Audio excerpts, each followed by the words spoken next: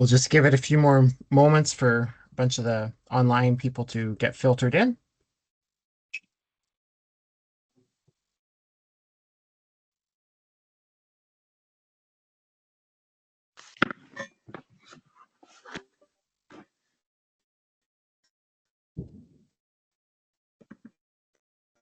We're just waiting for folks to filter in here, but could we ask that everybody check that their mic and their camera are turned off, please?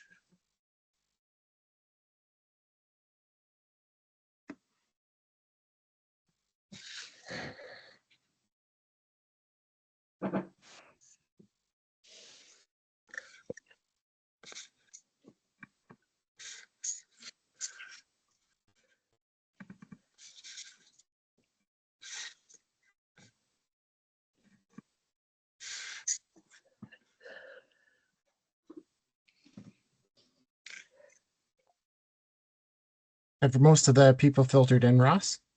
So we're sitting at about 93, so let's maybe give it one more minute and we can get rolling.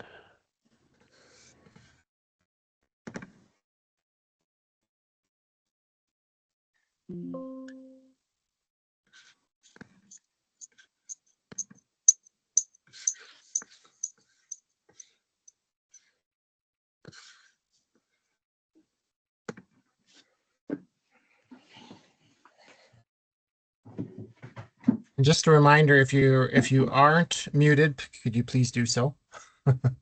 And could everyone turn off their camera?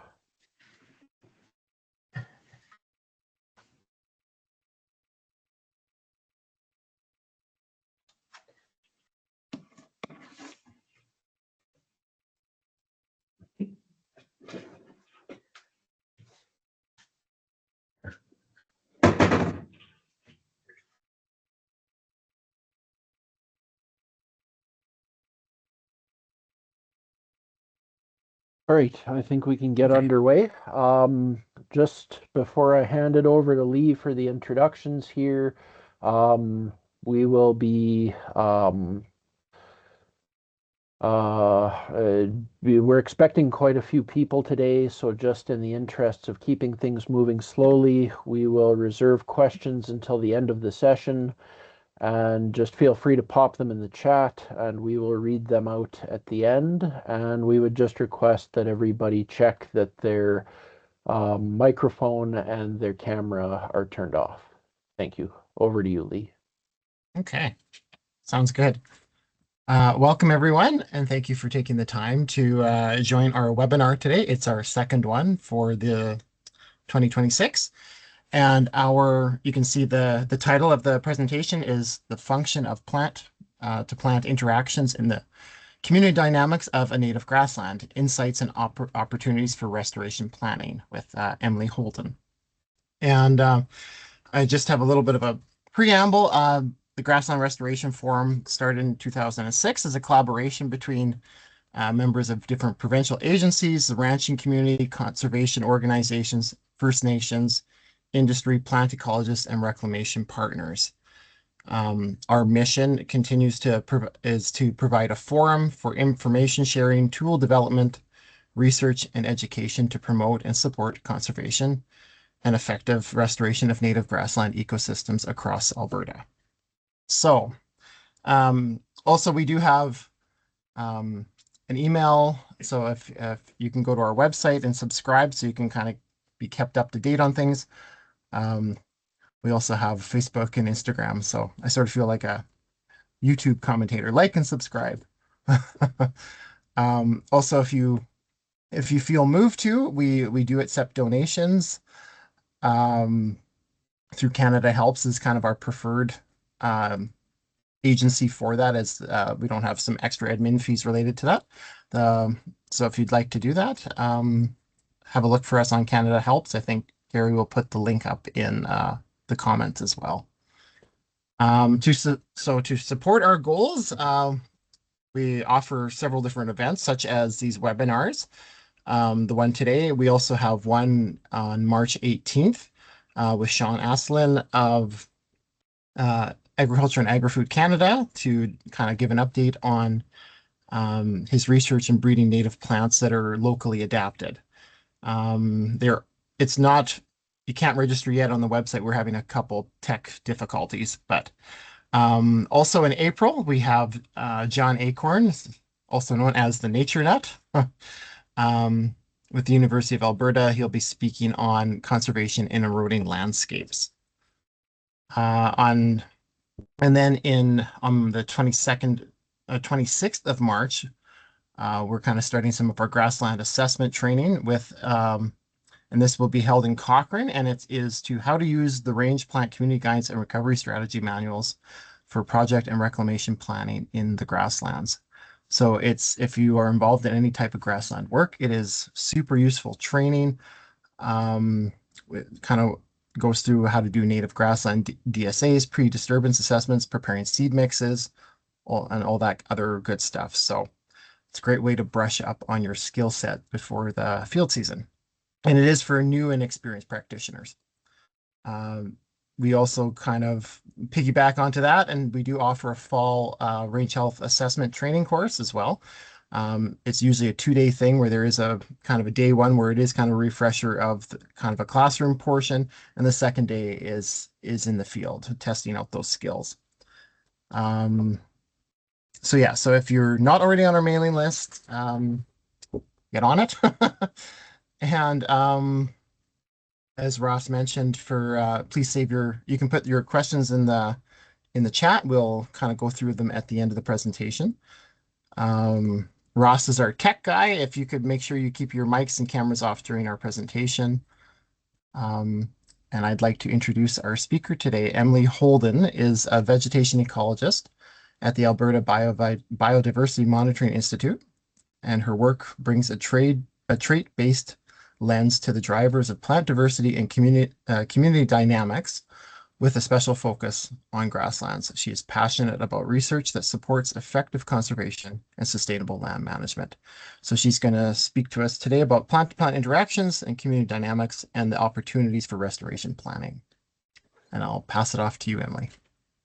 Thanks Sorry very to much. interrupt. Emily, we're getting a bit of pixelation on the slides again, so could we maybe just turn all the cameras off and try to keep this stream going? Thanks. Yeah, I'll turn off my camera here too, but hopefully you all can still hear me. And did that Loud and help? clear. Yep, that seemed to make it better. Thanks, Emily. Great. We'll proceed like this. Thanks, Lee, for that kind introduction, and thank you all for coming today. Like Lee mentioned, my name is Emily Holden, and I'm really excited to talk to you today about some of my research into plant interactions and some of their potential applications for grassland restoration. I'd like to respectfully acknowledge that I'm joining you today from Edmonton, which is on Treaty 6 territory, and the ABMI respectfully acknowledges that our work takes place on the territories of Treaties 4, 6, 7, 8, 10, the Blackfoot Confederacy, and the Métis homeland, which are traditional and ancestral lands of First Nations and Métis peoples, whose histories, languages, and cultures are directly linked to the biodiversity that we monitor. We acknowledge the traditional teachings of the lands that we work on and believe that reciprocal, meaningful, and respectful relationships with Indigenous peoples make our work possible. We're deeply grateful for their stewardship of these lands, and we are committed to supporting Indigenous-led monitoring programs while learning Indigenous ways of knowing, being, and doing. I'd also like to give thanks to some folks who made my work financially possible. The research that I'll be presenting today I conducted over the course of my PhD thesis in the Cahill Lab at the University of Alberta. And I'd like to thank the university as well as the Rangeland Research Institute at the U of A, the Alberta Conservation Association, and the Natural Science and Engineering Research Council of Canada for funding this work. I'd also like to thank the many faces on the screen here for helping me generate the ideas and conduct and refine the work that I'll be presenting today. So I don't think it's a hard sell to those of us on our call, or on this call, to tell you how special grasslands are. Not only are they these beautiful landscapes, but they're also highly biodiverse and they provide important habitat to many species. Some of these species are species at risk or of special concern, like burrowing owls or swift foxes. But grasslands are also important to humans because they provide us with important ecosystem goods and services. Some of these services include sequestering carbon in the soils or providing forage for our livestock. Grasslands are also culturally significant to many different groups. And in grasslands, plants are foundational to the system and are important contributors to many of these ecosystem services that we care about. Specifically, plant diversity is thought to be beneficial and enhance the level of services that grasslands can provide. And so this leads to a question of what makes diverse plant communities, because if we can understand what leads to diversity, we can then manage landscapes in a way to increase diversity and consequently the services that the landscape provides. And so in ecology, it's thought that diversity is formed and maintained by multiple interacting forces, including seed dispersal, local environmental conditions, and other biotic interactions, such as herbivory, pollination, or interactions among plants. And we can somewhat easily observe and measure herbivory and pollination, in that we can tell if a cow eats some grass or if a bee lands on a flower. But it's a lot harder to measure and understand interactions among plants, even though we think these interactions are important for diversity. And so this area is where I wanted to focus my efforts in my PhD, and I wanted to better understand how plant interactions function in the community dynamics of grasslands. And what I hope to show you today is that plant interactions do function in community diversity and stability, and that they're worthwhile to consider in planning and conducting your restoration work. And I hope to provide you with some suggestions for ways to apply the knowledge that I've generated in my research in your restoration practice. But first, let's just take a step back and clarify what I mean by plant interactions. So these are the impacts of plants on their neighbors, so other plants. And typically we've focused on the effects of competition or the loss of growth due to neighbors. But if we assume competition to structure plant communities, the resulting diversity is puzzling because we'd expect the outcome of plants living together to be competitive exclusion, ultimately resulting in monocultures. But obviously this is not the case. And I would argue that this might be because we're forgetting about the benefits that neighbors can provide to plants. And this is called facilitation. I'll also acknowledge that there are different forms of facilitation, such as when nurse plants shelter seedlings from stressful environments. But today in this talk, I'll be focusing on resource-based interactions where neighbors help the growth of one another. Another thing that's important to note about plant interactions is that their strength will vary along nutrient gradients. And some of the foundational studies that have discovered these interactions between nutrients and plants were conducted in old fields. So fields that were abandoned but had legacies of fertilizer in their soil. And so because this foundational research and theory was developed in high nutrient systems, the predictions might not actually apply in natural and low nutrient settings. And so there's opportunities to better understand how plant interactions function in a natural setting and opportunities to test influential ideas with data. So in this talk, I'm going to show you 3 different examples of how plant interactions function at multiple scales in community. And hopefully by the end, you'll agree that considering plant interactions as well as nutrients can help us better understand community dynamics. And I'll also highlight how these learnings could be applied to potentially improve restoration outcomes. But before we get to that big picture scale, let's start a little bit smaller at the level of individuals and examine how trait dissimilarity affects competition experienced by focal plants.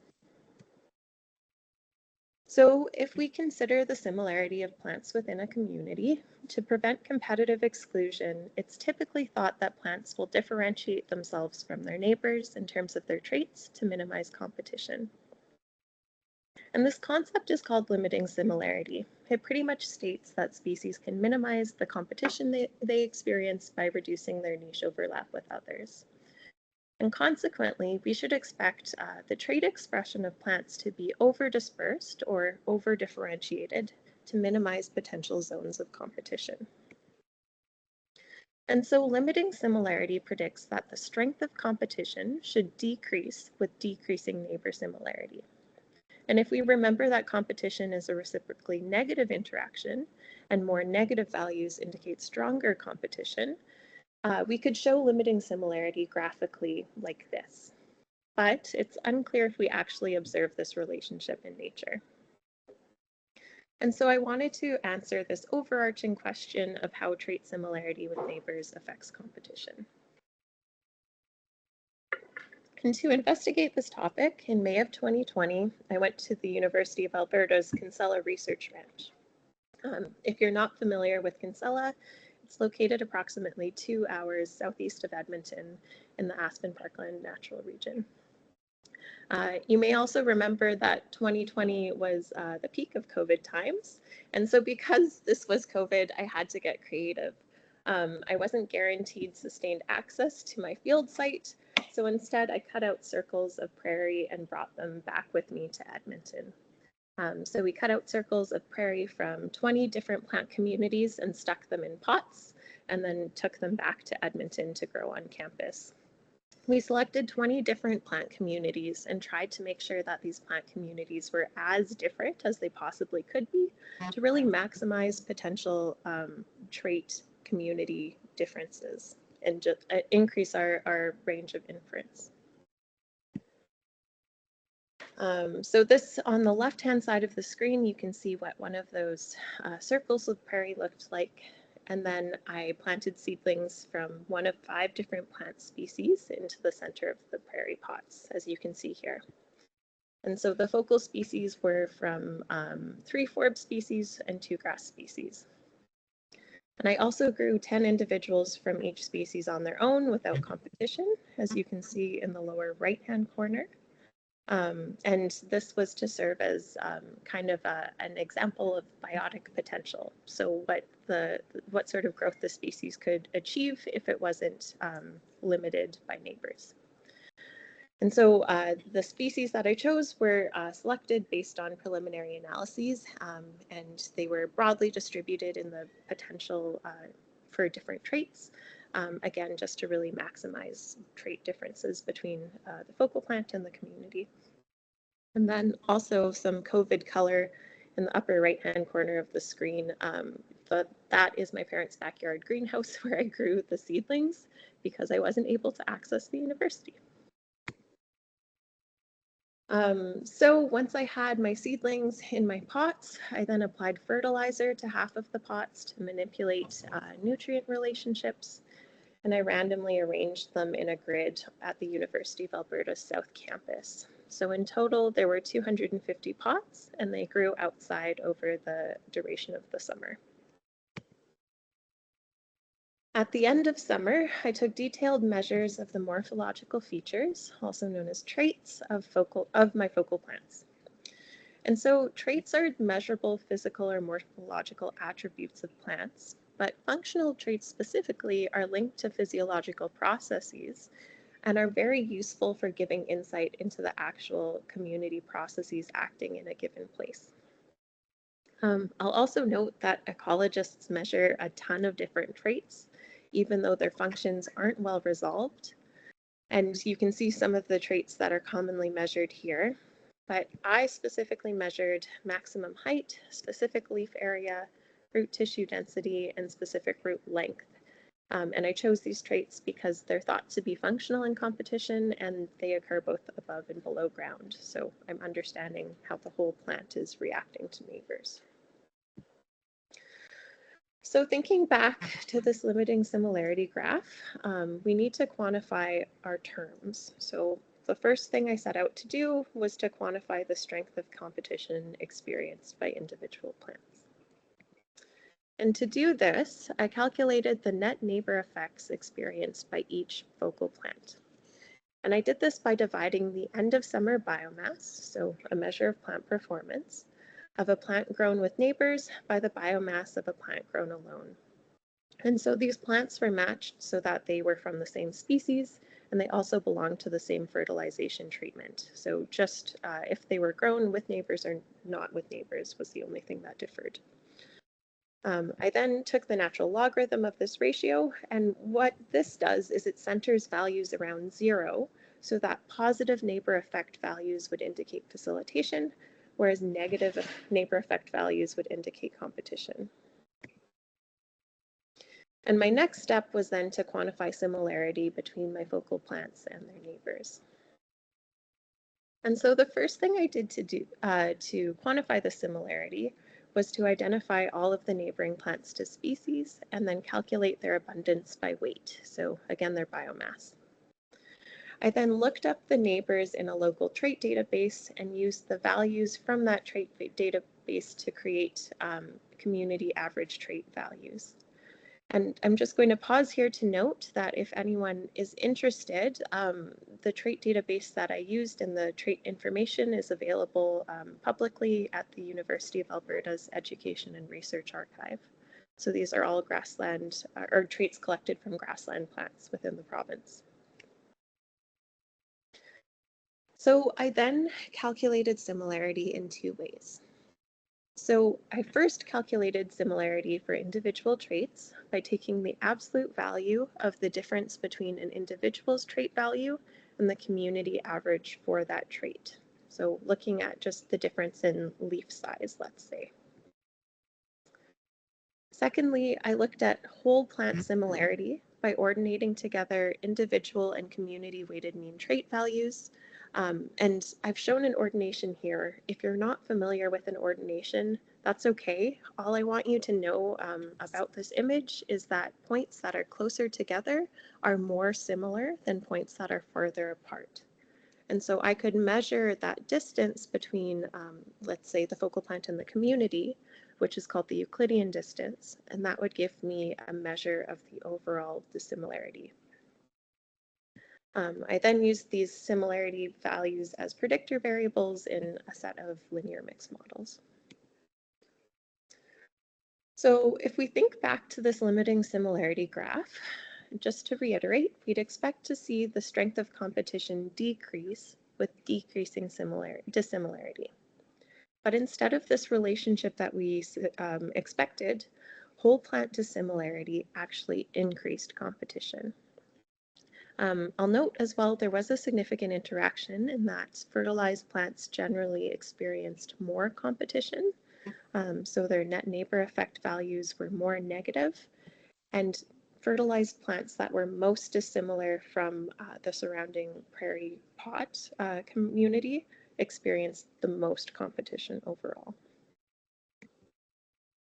When we looked at single traits, we found no broad or consistent support for limiting similarity. We found differing relationships in both the strength of the relationship, so the steepness of the slope of a line in this graph, or the direction. And these are 2 examples. So for specific root length, plants that had more dissimilar specific root lengths from the community experienced more competition if they were fertilized. But for those same fertilized plants in terms of their root tissue density, if they were more dissimilar from the community, they actually experienced less competition. So there wasn't really a lot of consistency. So altogether, these results opposed an influential theory, and namely, limiting similarity does not actually describe the interactions occurring among these plants. And so I think this is a really good example of why we should not assume foundational theories are true without evidence, because when we have these misunderstandings, we miss opportunities to better understand what's actually going on in the system and to make better management decisions based on that. So coming back to this kind of overview diagram, we found at the individual level, trait dissimilarity increases competition. But how could this potentially be applied in restoration? And I would encourage you to consider growing plants with similar traits together in communities. More specifically, if you're creating, say, a seed mix or something, and you decide to choose a bunch of dissimilar plants, this may actually lead to performance reductions because it could actually increase the competition that those seedlings are experiencing when they germinate. I'd also suggest that you can look to existing plants in the community that you're working in and their traits to identify candidate species for reintroduction, and that plants with similar traits to the existing community may be better choices for reintroduction.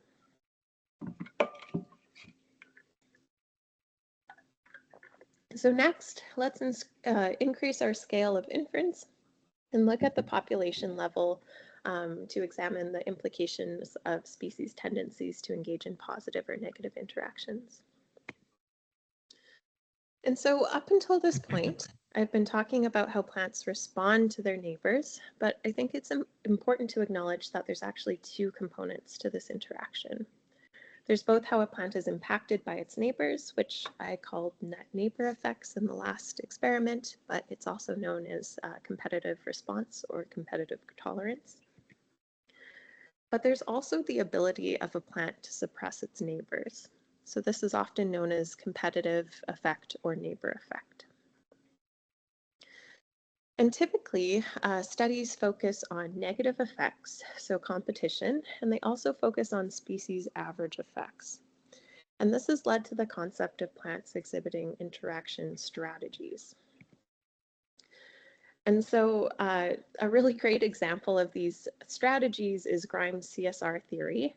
And if you're not a plant ecologist, that's totally okay. You're probably less of a nerd than I am.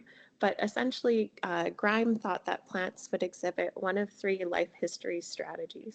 They would either be competitors, as denoted by the C at the top of the triangle.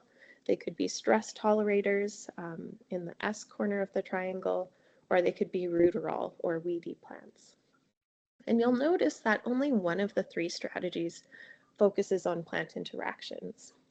But Grimes suggested that competitive plants would have high suppressive abilities and also possess certain traits that allowed them better access to resources. These would include traits like having really high and robust canopies or being able to align their peaks of flowering with times of high productivity. But you'll note that facilitation is not considered or integrated in this theory. And to me, this kind of creates an expectation that strong competitors engage in exclusively negative interactions, and potentially even that strong competitors can't facilitate.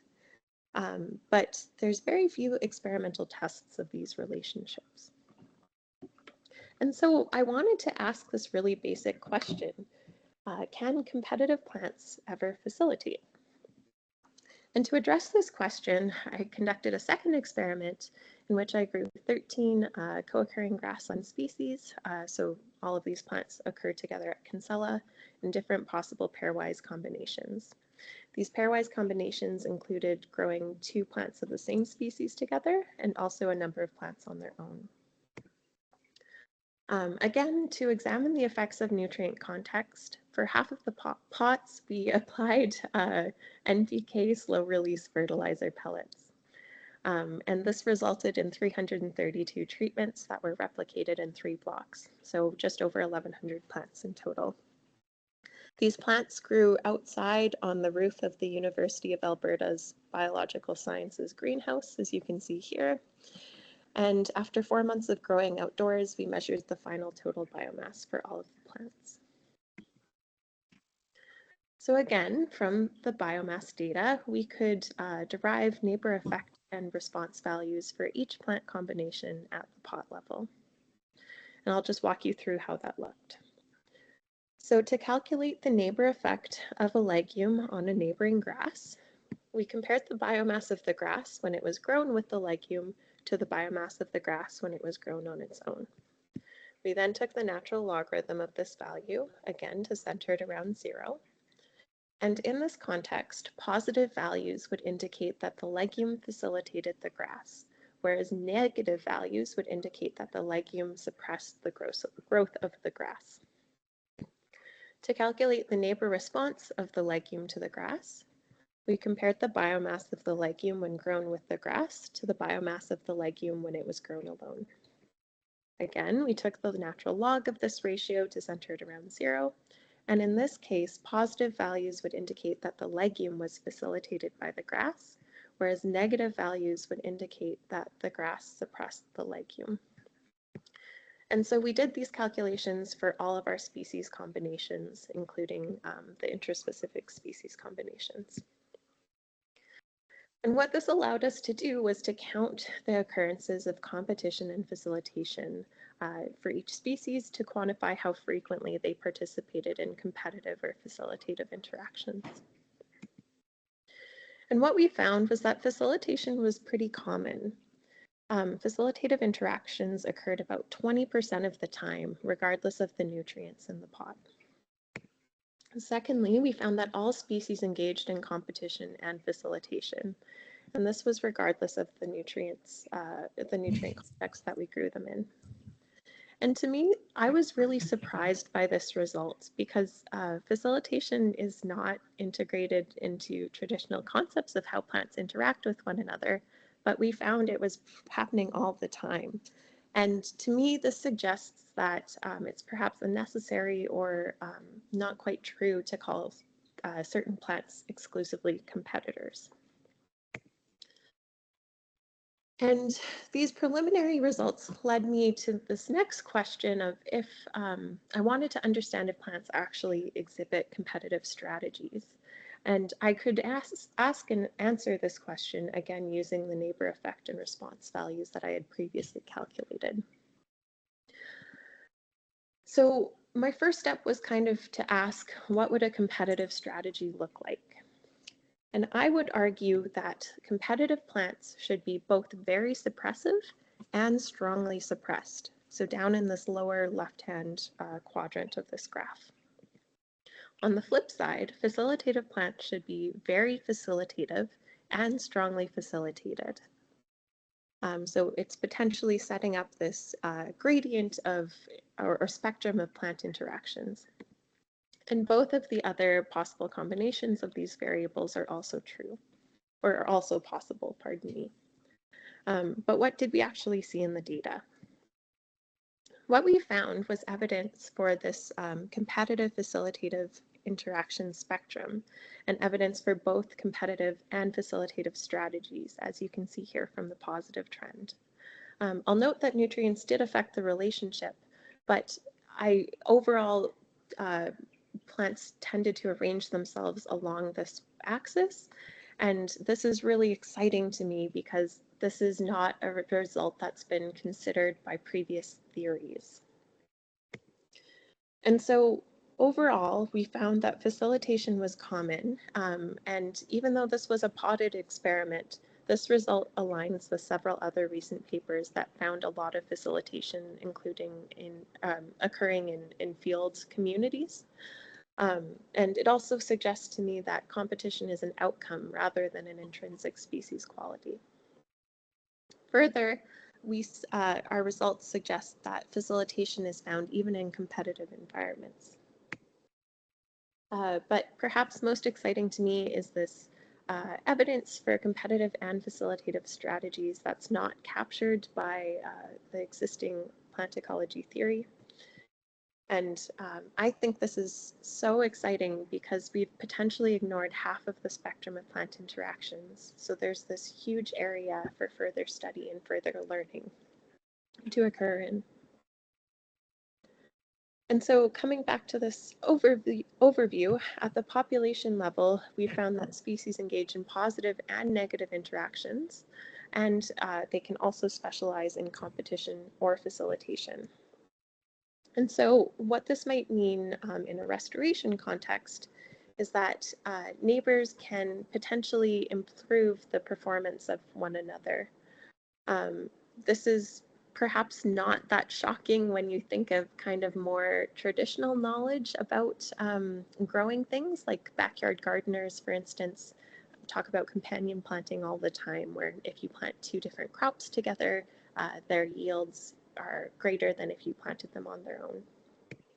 But in a restoration setting, I'd encourage you to consider how species could help or hinder the performance of one another in creating seed mixes or coming up with different lists of species for reintroduction.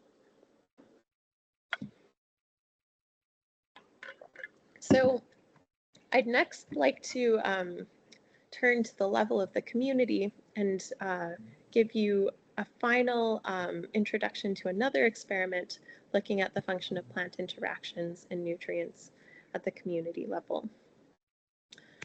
And I know I just mentioned plant interactions in that last sentence, but let's put that to the side for a moment and instead focus on the role of resources in determining community diversity and stability.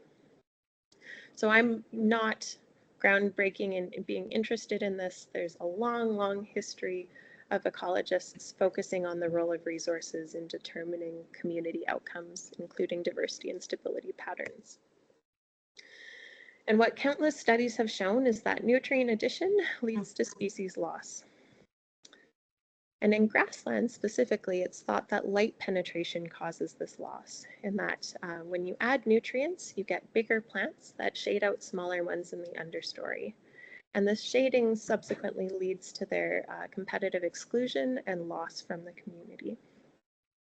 And the best evidence for this mechanism is the two studies that I've shown on this screen, which stuck grow lights in the understories of grasslands and showed that the supplemental understory light prevented species loss. However, there's also evidence that fertilization can decrease species richness independently of the amount of light penetrating to the understory. So fertilization could affect diversity through non-competitive means. This could be just increasing the average size of individual plants, which would then result in declines in overall density and consequently richness. And to add to the complexity of these interactions, we've also found in studies at Kinsella that shading can cause the diversification of plant communities. And so, according to dominant theories, increased soil nutrients and decreased light should have a similar effect on species loss in that they both increase species loss.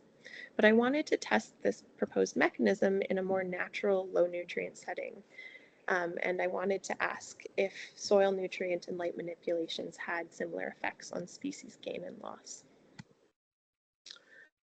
So to address this question, in 2021, I went back to Kinsella and established a multi-year, really crossed factorial experiment in which I manipulated light and nutrients over 102 meter squared plots.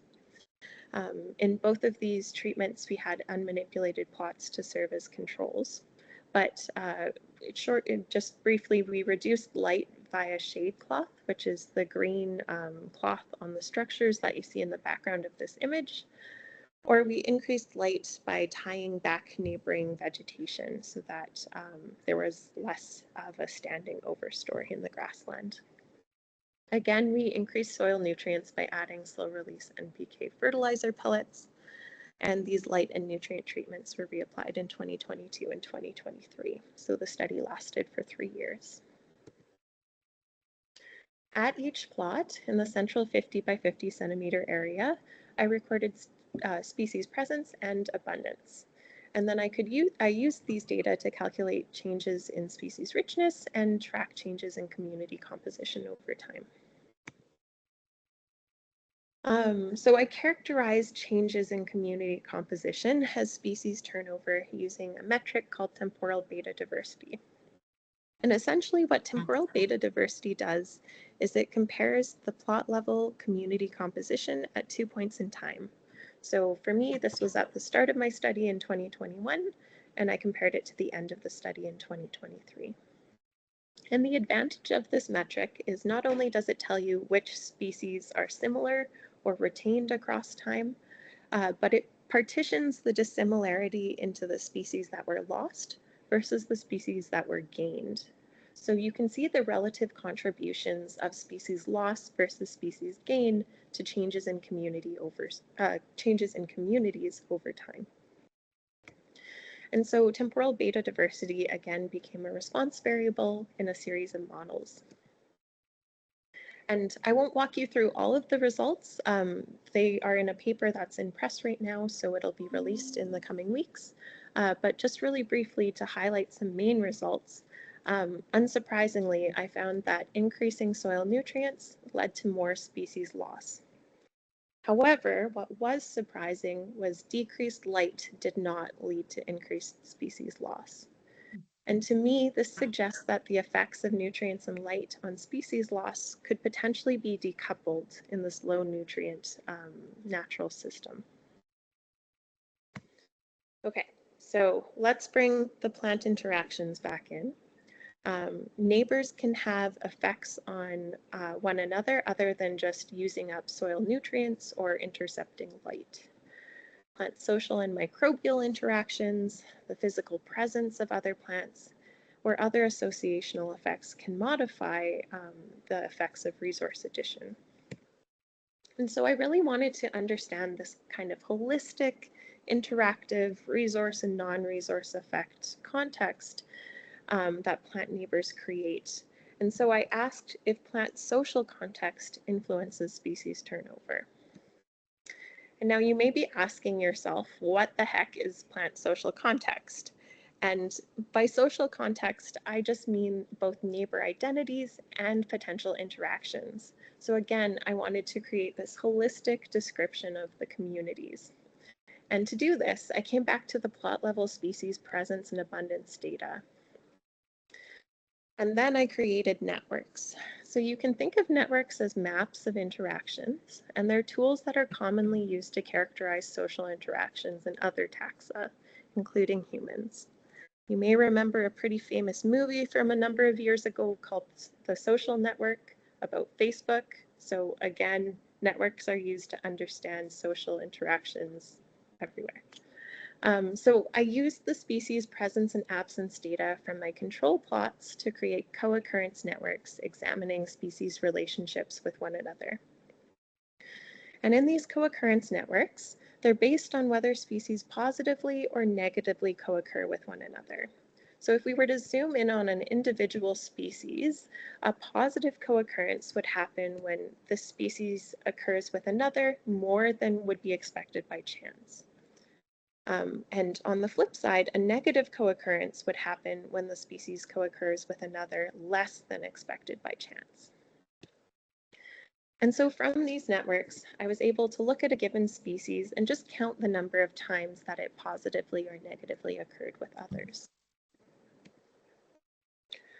I then wanted to get an idea of the prevalence of positive and negative interactions among species at the plot level. And so I created social traits by multiplying these co-occurrence counts by the abundance of the species in the plot.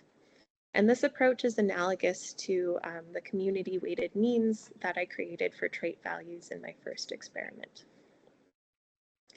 And again, because I'm making things up, I get to name these traits. And so I called gregariousness the propensity of species to co-occur with one another. And I called reclusiveness the product of the species' negative co-occurrences and their abundance. And again, I used these metrics as predictor variables in linear mixed models, where the temporal beta diversity was the response. And what I found was that social traits actually did affect species gains. So specifically, more gregarious communities gained less species over time. And to me, this kind of harkens back to this idea in invasion ecology that more connected communities are less likely to be invaded by new species. So this is a very preliminary proof of concept kind of results, but I still think it's pretty interesting. When we looked at species losses, we didn't see any significant relationships among the social traits and loss. But kind of wrapping things up, through this experiment, I found evidence for decoupling of nutrient and light effects on species losses, which suggests that this mechanism may not actually cause species loss in low nutrient settings. But I also found some preliminary evidence that plant social context can function in species gains. And I would encourage you to consider that social context could help us better understand plant community diversity and how that changes over time. So again, coming back to this conceptual diagram, I found that plant social context seems to function in species gains. And in a restoration context, this potentially could infer stability at the community level. So communities of species that or communities that have more positive co-occurrences overall could potentially keep invasive species from establishing in them, but on the flip side, they could also prevent desirable plants from reestablishing. So it may be worth considering some of the co-occurrences of species when you're planning your restoration work. I'll note too that this is a proof of concept. I'm really excited by these results, but there's a lot more work to do to fully understand how these co-occurrence relationships link to overall community dynamics. So overall, my experiments showed that theory doesn't actually describe the dynamics of the Kinsella grassland that I was working in. But instead of the commonly asserted drivers of community dynamics causing species change and turnover, I found that plant interactions were functional in community diversity and stability. Specifically, I found that trait dissimilarity increases competition among plants.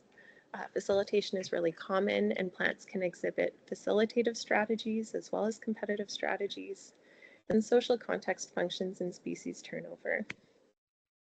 And so my research suggests that plant interactions function in diversity, and I think this is a really exciting new avenue for further discovery and further learning, because there's so many other realms that they could potentially function that we care about. With that, that's all from me. Thank you so much for listening, and I'm happy to take any questions. Thank you, Emily. That was absolutely fascinating. I have to give you a call sometime to ask you some more about this, but no, that was awesome. Do have a few questions in here, and feel free to throw anything else that occurs to you in the chat, but we'll get started here. So the first question is, was there any discussion around noise in the data set from greenhouse conditions with growing out these native plants, knowing that some species are less tolerant of those conditions than others? Yeah, that is a great point. So I think anytime that you're working in ecology, data is noisy. But in the greenhouse studies, the plants that we ended up using were a subset of a bunch that we tried to grow. And so a lot of the plants just didn't germinate in sufficient number where we could use them. So I think there was kind of like there was a filter essentially, so that we were only able to look at the plants that actually established. And I think that resulted in less variability overall. But if this is referring to the second experiment, the paper that's coming out also has an analysis of some of the variability in the different relationships. And so I would encourage you to check that out. Thanks. Next one here. Was competition versus facilitation correlated in any way with nutrient levels? Yeah, good question too. So not necessarily correlated, but there were interactive effects across all of the experiments. And so what an interaction means is that the outcome or the strength of competition or facilitation depends on the level of nutrients. And competition was generally stronger in fertilized pots, but for instance, when I was looking at the interaction strategies, facilitation was dampened when, or sorry, competition and facilitation was dampened in unfertilized settings, whereas competition was more intense or facilitation was more intense in fertilized settings. So it's kind of hard to, you can't disentangle them because there's the interaction effect, but I hope that answers your question. Thank you. One more here so far. How do you think the relationships you found would hold with increasing moisture scarcity? Oh, wow. What a great question, Jordan. I don't know, because moisture is another resource axis that is really important to plants. And I would be really interested to know that, or to see how manipulating that resource access or axis affected the interaction relationships. I know there's work with looking at nurse plant facilitation that shows that there's more facilitative benefits in drier environments, or you tend to see like more nurse plants. So I think that would be really interesting to look at, but I don't want to guess at this point. Thanks. So that's all that we've got in the queue right now. Feel free to throw any other questions in. While we see if anything else comes out, I've got one. How do you think these relationships would react or interact with disturbance? Yeah, that's a great question, Ross, and I've been thinking about that too. My gut feeling is that it would probably reshuffle things. So in terms of thinking about plant co-occurrence relationships, I think you would see different co-occurrences in disturbed versus undisturbed sites. But then after disturbance, sometimes you see a nutrient pulse as well. So you could potentially have more competitive interactions following disturbance that would like attenuate and get weaker over time. So I think it's really interesting, and I think there's different outcomes that could happen, but it would just be so interesting to test that out. Well, if you find out, let me know. One more here. Could plant-plant interactions shape the microbial communities underlying the plants? Yeah, it's a great question. I'm not able to say based on my work, and I'm not a microbial ecologist at all, but it would be so interesting to look at if certain plant associations and certain microbial associations could kind of interact across trophic levels. Thanks. So I think that's all we've got here, and we're coming up to time. So Lee, did you have any concluding remarks? Yeah, I can add a couple. Presentation will be posted on our website, and the same with the slides as well, so you can refer back to them if you'd like. As was mentioned before, you can check out our website, Facebook, Instagram, sign up for any of the upcoming events that we mentioned previously. So hit that like and subscribe button.